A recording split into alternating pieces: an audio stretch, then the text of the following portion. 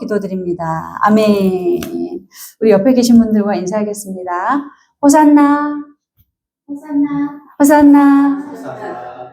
다시 한번 우리 인사할게요. 다윗의 자손을 찬송합시다. 다윗의 자손을 찬송합시다. 우리 주님을 찬송합시다. 우리 주님을 찬송합시다. 아멘. 네, 호산나 찬송하리로다. 즉 우리를 구원하신 주님을 찬송하리로다 라는 제목으로 하나님 말씀 증거하도록 하겠습니다. 몇 년 전에 어떤 영화가 나왔는데요. 이웃집에 신이 산다라는 영화가 있었어요. 그러니까 우리 이웃집에 혹시 들어보셨어요? 이웃집에 신이 산다. 창조주가 살아요. 이웃집에. 근데 그 신이 인간을 다 창조했는데 그 신에게는 딸과 아들이 있었어요.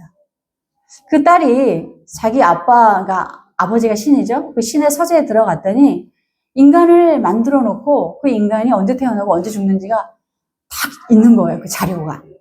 사람들이 다 언제 죽을지가. 그래서 이 딸이 그 기밀을 누설을 해버려요. 천기를 누설해버려요. 그래서 이 딸이 모든 사람이 죽을 날짜, 죽는 시간을 그 사람마다의 문자로 다 전송을 해줘요. 문자를 다 전송을 해줘요. 그것을 받고 이제 세계 사람들이 소동이 일어나요. 전 세계 사람들이 소동이 일어나는데 어떤 사람은 생명이 수십 년 남았다고 하니까 내가 진짜 당장 죽지 않을까라고 해서 자살을 시도하는 부류가 생겨요.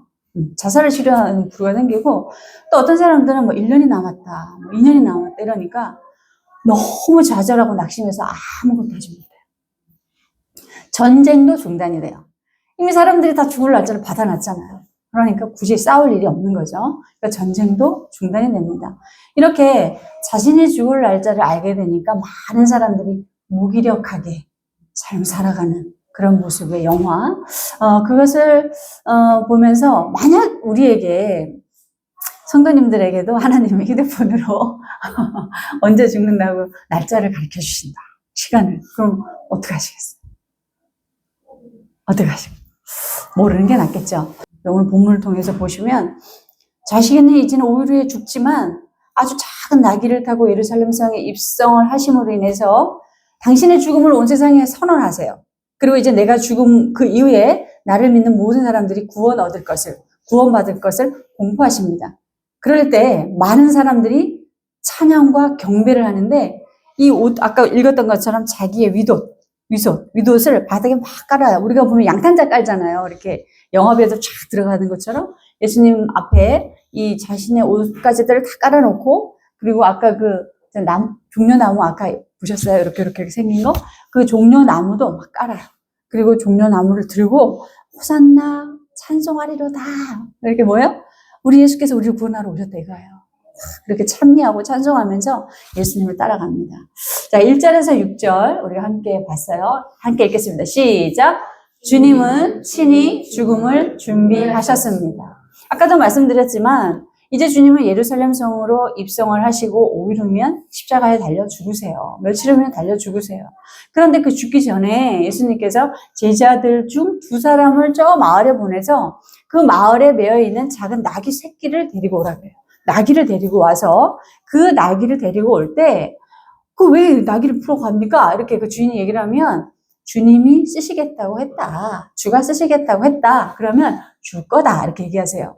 제자 두 명이 가서 그 나귀를 푸니까 정말 주인이 나와서 그렇게 물어봐요. 그랬을 때 주가 쓰시겠다 하니까 더 이상 말 없이 이제 받아가지고 옵니다. 일부 학자들은 주님이 사전에 미리 그 주인에게 가서 이제 예약을 걸어놨을 거다. 얘기를 해놨을 거다. 이렇게도 얘기해요. 그런데 그런 기록은 사실 성경 안에 없어요. 이제 이 학자들이 유추하는 거죠. 또 어떤 학자들은 주님은 모든 피조물과 창조물의 주인 되시기 때문에 당신의 전권으로 당신이 무언가를 쓰시겠다고 하면 피조물들은 당연히 예스 할 수밖에 없다. 또 이렇게도 얘기해요. 어쨌든 예수님이 사전에 가서 나귀를 예약을 하셨든 아니면 주님의 전권으로 그렇게 사용을 하시든 분명한 것은 주님께서 친히 스스로 영광스러운 죽음을 준비하셨다는 거예요. 그래서 나귀를 가지고 왔다는 거죠. 이건 뭐냐? 당신이 메시아라는 것을 선포하는 행위예요. 거룩한 행위예요. 들어보셨을 수도 있어요. well dying. 뭐예요? 잘 죽자라는 거예요. 잘 죽자. 웰다잉. 요즘 뭐 많이 죽는 거에 대한 관심이 큰데 언젠가부터는 점점 잘 죽자라는 인식이 커지면서 뭐가 허용이 돼요? 자기 죽음 결정권. 뭐예요? 안락사. 안락사. 가장 최초로 2002년도에 시도한 나라가 네덜란드예요. 근데 지금은요, 벨기에, 룩셈부르크, 스위스, 스페인, 캐나다, 호주, 콜롬비아, 에콰도르, 우루과이 등 여러 나라들이 이제 안락사를 허용을 합니다. 우리나라도요. 지금 우리가 몰라서 그렇지 안락사에 대한 그 드라마 막 나오잖아요. 이게 시대상을 반영하는 거거든요. 그런 사람들이 있어요. 안락사에 대한 것 이걸 허용해달라고 하는 사람들이 있어요. 우리가 안락사를 통해서 우리가 죽음을 맞이할 사람들은 사실 아니죠. 자살을 시도하는 사람들은 아니잖아요. 그런데 우리도 죽음에 대해서 준비할 수 있어야 돼요. 예수님이 당신의 죽음을 직접 준비하시잖아요. 우리도 죽음에 대해 준비해야 합니다. 죽음이 누구에게 언제 어떻게 찾아올지 몰라요. 갑자기 도둑처럼 찾아오는 죽음이. 사실 우리 믿는 우리도 죽음이 두렵습니다. 생명이 끝나는 일이기 때문에 가능하면 죽음을 피하고 싶고 오래 살고 싶어요. 그 대표적인 중국 왕이 누구예요? 진시황. 근데 몇 살에 죽었어요? 50살에 죽었다 그랬잖아요. 인간의 힘으로서는 죽음을 피할 수 없고 죽음은 팩트예요. 우리에게 기정사실이에요. 그래서 우리는 다가올 죽음에 대한 준비가 필요하다는 거죠. 시편 116편, 시편 48편 시작. 이 하나님은 영원히 우리 하나님이시니 그가 우리를 죽을 때까지 인도하시리로다. 아멘. 주님은 우리가 죽을 때까지 인도하시는 우리의 하나님이라는 거예요. 그리고 116편 15절에 시작. 그의 경건한 자들의 죽음은 여호와께서 보시기에 귀중한 것이로다. 아멘. 하나님이 보시기에 우리의 죽음은 아주 귀중한 것이라는 거예요. 그래서 제가 항상 호스피스 가면 느끼는 게 그거예요. 불신자와 신자의 죽음이 너무 확연히 다르다는 거. 신자의 죽음은 너무나 평온한 가운데 죽는 모습도 아름다워요. 어쩌면 그렇게 깨끗하게 돌아가신지 몰라요. 그런데 불신자들이 개 중에 한두 분씩 계세요. 호스피스가 기독교 단체이기 때문에 가능한 한 예수님의 복음을 전하고 이제 임종을 맞이할 때 예수에 대한 고백을 하고 돌아가시게 하긴 하는데 그런데 간혹 끝까지 거부하시는 분들이 계신데 그분들은 정말 놀랍도록 우리가 그냥 봐도 이 사람 불신자구나 알게 얼굴도 새카맣고 너무 좀 두렵고 공포해 저든 그런 모습으로 돌아가세요. 근데 하나님께서 뭐라 그래요? 영원히 우리 하나님이시니 그가 우리를 죽을 때까지 인도하시는 거예요. 우리가 죽음을 준비한다는 건 그럼 뭘까요? 그럼 우리가 죽음을 준비하는 게 뭘까요? 예수님처럼 우리의 죽음을 스스로 준비할 수 있어야 돼요. 어떻게? 시간이 닥칠 때까지 열심히 살아내는 거예요. 주님도 5일 후면 며칠 후면 돌아가시는데 자기 할 일 계속 하시잖아요. 열심히 살아내는 거예요. 그래서 몽테뉴는 나는 열정적으로 죽음을 배우겠다. 차분하게 나의 삶을 살아나가는 것으로. 그리고 스피노자는 뭐라 그랬어요? 우리 너무 잘 알죠? 내일 집에 종말이 오더라도 나는 항구래. 그래요. 맞아요. 그거예요. 사실 몽테뉴나 스피노자 같은 사람은 카톨릭 신자이기도 하고 철학자들이기도 해요. 우리 개신교처럼 하나님을 막 깊이 연구하거나 그런 사람들은 아니었어도 이 사람들은 철학적 탐구, 즉 인간에 대한 탐구를 많이 한 사람들이기 때문에 자기에게 시간이 주어지는 한 인간에 대한 탐구를 놓지 않겠다는 거예요. 열심히 하겠다는 거죠. 성경에 보면 시한부 종말론이라는 이단이 했다고 또 앞으로도 한다고 이렇게 기록되어져 있어요. 시한부 종말론이 뭐냐면 이제 주님이 금방 오실 거니까 우리가 주님 맞이할 준비를 해야 돼. 이런 이단들이 있어요. 그러면서 일도 안 해도 돼. 일도 안 해도 되고 그냥 우리는 주님 맞을 준비만 하면 되고 그래서 성경에 기록되어진 이단은 아무 일도 안 하고 게으르게 살면서 음식도 값없이 먹어요. 그리고 무질서하게 살아요. 그러면서 자기가 구원받을 거라고 그렇게 기다리고 있는 거예요. 이게 이단이에요. 그래서 초대교회는 이런 이단들로 몸살 알았어요. 그런데 오늘날도 그래요. 우리가 1992년도에 혹시나 알지 모르겠어요. 다미선교회라고. 이장님 씨 들어봤을까? 휴거설. 들어봤죠. 휴거설. 1992년 다미선교회는 이제 92년 그 어느 10월 28일인가요? 그때 이제 휴거가 된다고 하면서 이 이장님이라는 교주가 집 팔고 자동차 팔고 돈 팔고 직업 그만두게 하고 임신한 아이도 낙태하게 했어요. 그렇게 하면서 다 자기 교리에 젖어 있으면서 그 모든 재산은 그럼 어떻게 했냐? 교주 앞으로 다, 교주 앞으로 다 갖다 바치고, 그러면서 이제 그날 휴거가 될 거라고 하면서 사람들이 기다렸는데, 이 휴거설이 한국교회에 다 퍼졌어요. 대단한 이단이었거든요. 그래서 결국은 방송사들이 가서 막 취재를 한 거죠. 정말 사람들이 휴거가 될까? 그런데 결국 그날 아무 일도 안 일어났어요. 그 돈은 다 어디 가요? 교주한테. 이게 뭐냐면요. 이 이단들이요. 자기한테 돈을 다, 재산을 다 해놓고 가서 몇 년 살고 나면 자기 그거 돼요. 그런 식이에요. 이단들이. 우리는, 그러면 안 됩니다. 사도행전 1장 6절에 보시면 시작. 오직 성령이 너희에게 임하시면 너희가 권능을 받고 예루살렘과 온 유대와 사마리아와 땅끝까지 이르러 내 증인이 되리라 하시니라. 아멘. 뭐라 그래요? 오직 성령이 너희에게 임하시면 사마리아와 땅끝까지 이르러 내 증인이 되리라. 내 증인이 되리라. 그리고 사도행전 1장 6절에 보면은 하나님의 그 재림의 때와 시기는 아버지께서 자기의 권한에 두셨기 때문에 너희가 알 바가 아니라 그래요. 무슨 말씀인지 알겠어요. 예수님이 재림에서 오시는, 그러니까 즉 예수님이 재림에서 오시는 거나 우리의 죽음은 우리가 알 바가 아니라는 거예요. 우리가 알 수 없다는 거예요. 하나님의 권한에 있기 때문에 우리는 알 수가 없어요. 그래서 우리는 어떻게 살아야 돼요? 우리는 땅 끝까지 이르러 내 증인이 되는 거. 즉 열심히 살아가는 거. 열심히 살아가는 거. 우리의 죽음을 준비하는 것은 나에게 주어진 시간을 열심히 주님의 증인으로 살아가는 것. 즉, 그리스도인으로 열심히 살아가는 겁니다. 그러니까 그렇다면 우리는 어떻게 해요? 하나님을 열심히 경외한 그 경외함이, 그 모습이 우리에게 어떻게, 이렇게 예배하는 모습으로. 항상 하나님 앞에 예배하고, 그리고 또 우리가 복음을 증거하는 증거자로 살아가며, 말씀대로 살아가기 위해서 최선을 다하는 것이 우리가 주어진 시간에 다가올 죽음을 준비하는 그런 모습이 될 것입니다. 우리가 정말 땅끝까지 우리에게 주어지는 그 시간을 최선을 다해서 주님의 말씀대로 살아내시길 주님의 이름으로 축복합니다. 두 번째 대지 읽겠습니다. 시작. 주님은 겸손의 왕이십니다. 7절에서 10절을 보시면 이제 나귀를 데리고 왔어요. 가지고 왔더니 나귀 새끼를 예수께로 끌고 와서 보니까 자기들의 겉옷을 다 얹어놓고, 그러니까 예수님이 타셔요. 많은 사람들이 또 겉옷, 또 벤 나무가지, 종려나무가지, 그리고 또 앞에 가는 사람들 소리 지르면서 호산나 찬송하라, 주의 이름으로 오시는 이여, 또 찬송하라, 오는 우리 조상 다윗의 나라여, 가장 높은 곳에서 호산나 하더라. 이렇게 사람들이 너무너무 기뻐요. 너무너무 기뻐요. 사람들이 이렇게 격하게 환호하고 찬송하는 이유가 뭘까요? 예수님을. 제가 지난번도 말씀드렸는데, 이스라엘은 그 당시 2000년 전에 이스라엘은 로마의 뭐랬다고요? 식민지였어요. 식민지였기 때문에 이스라엘은 이제 예수님이 와서 우리를 해방시켜 줄 거야. 이 로마의 폭정과 이 압제에서 우리는 이제 구원받을 거야. 우리는 이제 자유를 누리게 될 거야. 더 나가서 우리는 예수님이 주시는 부와 풍요를 얻을 수 있을 거야. 이런 기대를 차고 있었던 거예요. 그러니까 민중이 원하는 예수님과 예수님이 직접 오신 이유는 다르죠.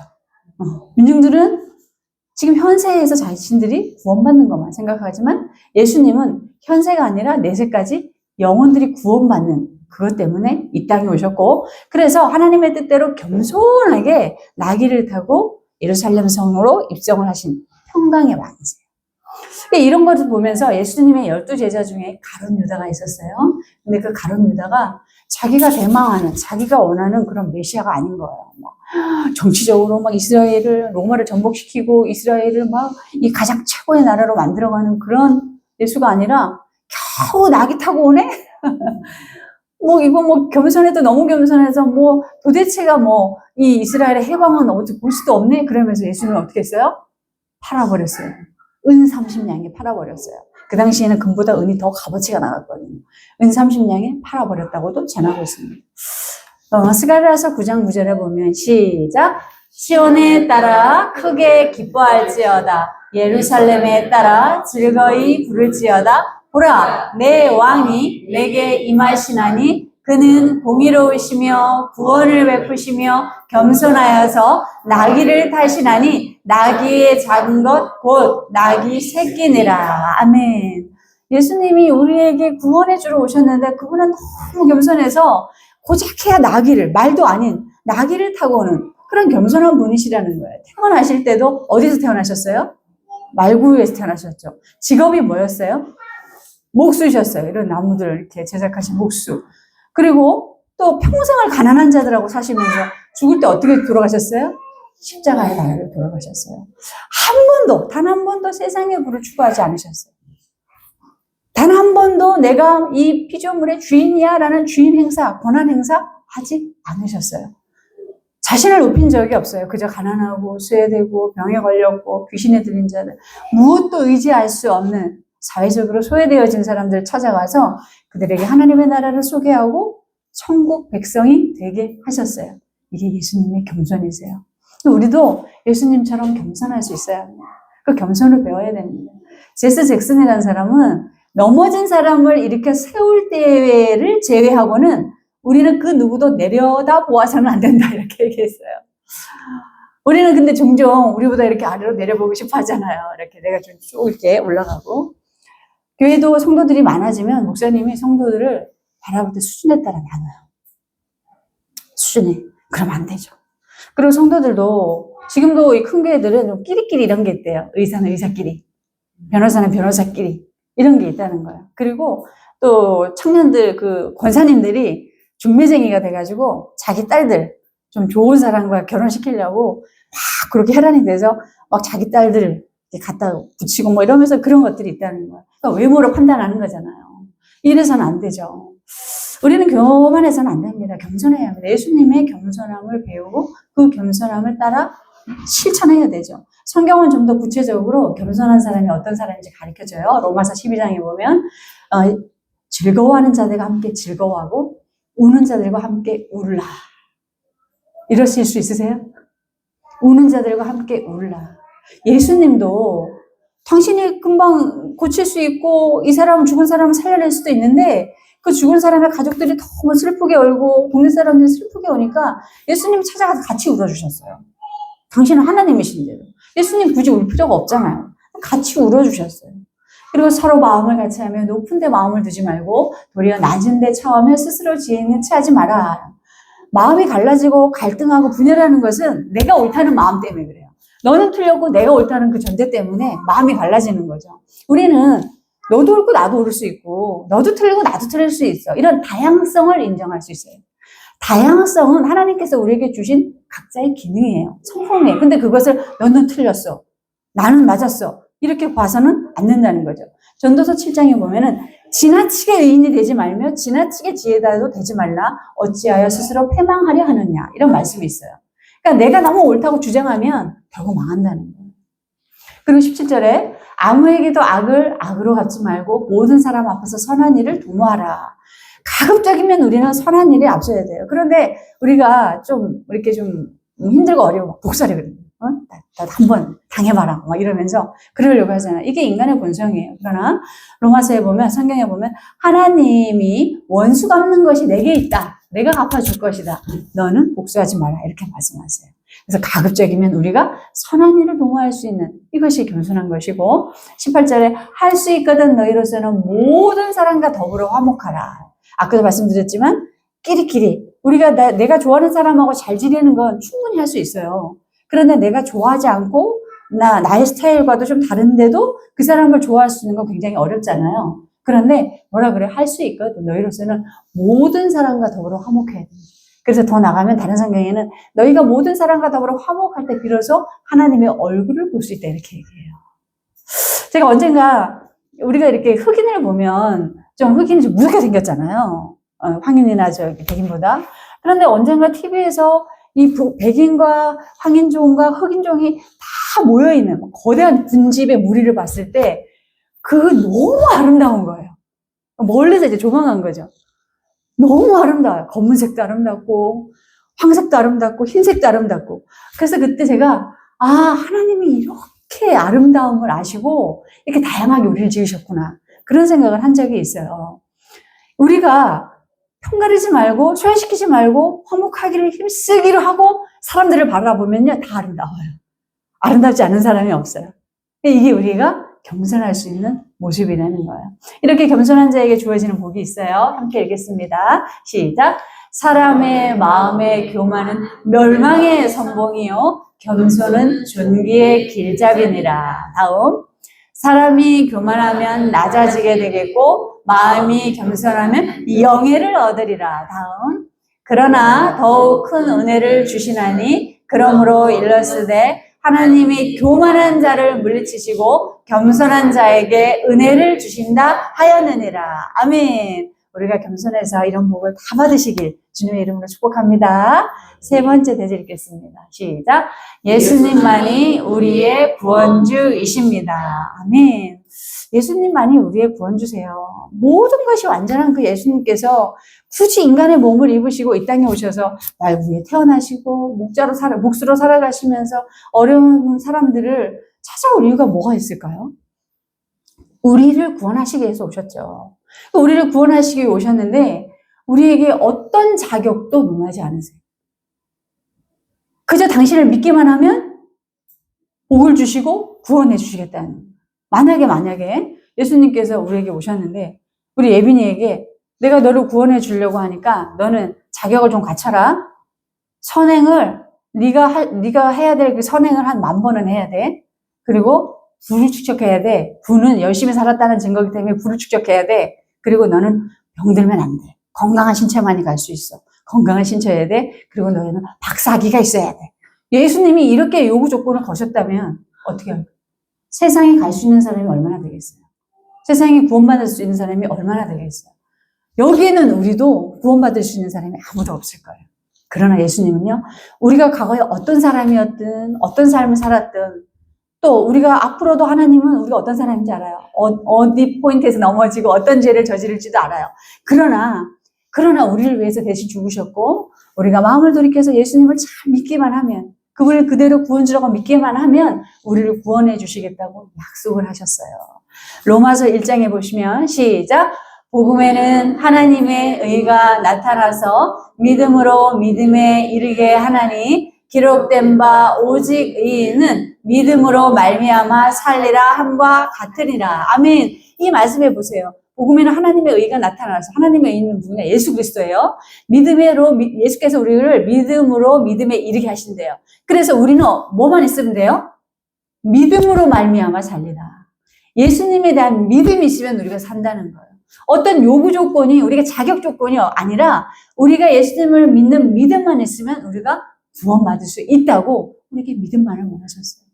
우리가 왜곡된 성격을 가지고 있거나 장애가 있거나 과거에 무수한 죄가 있거나 남에게 해를 입혔을지라도 시편 23편에 보면은 함께 읽겠습니다. 내 영혼을 소생시키시고 자기 이름을 위하여 의의 길로 인도하시는도다. 이런 분이에요. 우리가 어떤 사람이었어도 당신의 이름을 위해서 의의 길로 인도하시는 구원의 하나님이시다. 간혹 가다가 우리가 이제 유튜브를 많이 보는데 보수적인 성향을 가진 목사님들은 보수적인 그 성향의 목사님들이 뭐 보수적인 교회 뭐 이렇게 나눠요. 자유주의 진영 뭐 이렇게 나누지만 보수적인 진영에 있는 목사님들은 동성애자들은 구원 못 받는다고 해요. 근데 이제 자유진영에 있는 목사님들은 그런 게 어디냐. 다 하나님 앞에 죄인이고 예수님께로 돌이키면 구원 받는 거지 이렇게 봐요. 그래서 뭐 너무 이렇게 자유진영으로 나가게 되면 동성애자도 뭐 목회자 될 수 있다 뭐 이러면서 좀 너무 나가는 거고. 그래서 보수 성향을 가진 교회들이 다 좋은 내용들이 많지만 한 가지 안타까운 것이 죄인들에 대한 정죄가 너무 쉽고 너무 노골적이라는 거예요. 그래서 그들이 구원받지 못한다는 것을 그냥 못 박아버려요. 그걸 인간이 어떻게 다 알겠어요. 자기가 하나님인 거죠. 신인 거죠. 어떤 부류들은 예수님의 구원 속에 들어오지 못할 것처럼 얘기를 해요. 그러나 우리가 성경을 아무리 뒤져봐도 우리의 죄를 거론하며 회개하라는 말씀은 있지만 보수적이어야만 너네가 구원받는다라고 예수님은 단 한 번도 얘기하지 않으셨어요. 그 당시 예수님이 가장 천대받고 소외받는 사람들을 찾아가서 정말 가장 천대받고 소외받는 사람들이 뭐냐면 가장 죄인 중에 죄인이라는 거예요. 그런 사람들을 찾아가서 예수님이 친히 구원하셨어요. 우리가 잘 알고 있는 남편이 5명도 있고 또 6명도 되는 그런 여자도 찾아가셨고 귀신 들린 사람 뭐 장애인 병든 자 이렇게 매일같이 찾아가서 치료하고 구원해 주셨다는 거죠. 그러니까 성경에서 예수님이 행하신 일을 다 기록하면 이 세상에 다 두지 못할 정도로 부족할 것이라고 성경이 기록하고 있어요. 예수님도 직접 말씀하시길 제가 있나요? 마가복음 2장 시작. 예수께서 들으시고 그들에게 이르시되 건강한 자에게는 의사가 쓸데없고 병든 자에게라야 쓸데있느니라. 나는 의인을 부르러 온 것이 아니요 죄인을 부르러 왔노라 하시니라. 아멘. 예수님은 세상의 모든 죄인을 부르러 오늘 종려 나뭇가지로 이제 사람들이 환호할 때 예루살렘 성으로 입성하셨어요. 그분은 구원주고 메시아라는 거예요. 우리도 이런 예수님의 뜻을 본받아서 누구에게도 제한이 없는 그런 예수님의 사랑을 실현해야 합니다. 그리고 예수님의 사랑을 증거하는 동역자가 돼야 되고요. 서로 조력자가 돼야 돼요. 내년 되면 우리가 이제 2년이 되잖아요. 그럼 그때부터는 우리 성도님들과 함께 제가 제자 훈련을 시작하려고 그래요. 막 스파르타식으로 한다는 게 아니고요. 그래도 예수님이 우리의 구원주가 되셨고 우리는 예수님의 삶을 그래도 조금이라도 따라가고 배워가야 되기 때문에 제자 훈련을 내년부터 좀 하려고 합니다. 이렇게 계산의 수고를 거쳐야 우리가 또 다른 생명을 잉태하고 낳을 수 있다는 것, 그것을 우리가 좀 아시면서 우리가 예수님이 이 땅에 영혼을 구원하러 오신 것처럼 우리도 예수님의 삶을 증거하는 그런 제자된 삶을 살아가시길 주님의 이름으로 축복합니다. 우리 함께 기도하겠습니다.